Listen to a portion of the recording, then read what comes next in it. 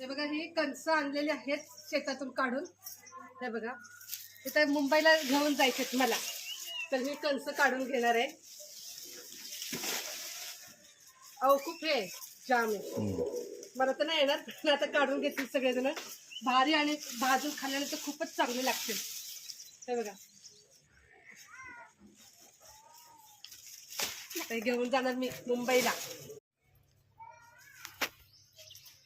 हे बघा एवढे कणीस काढून घेतलेत मी.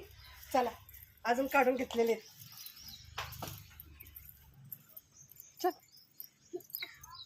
चला दिरा.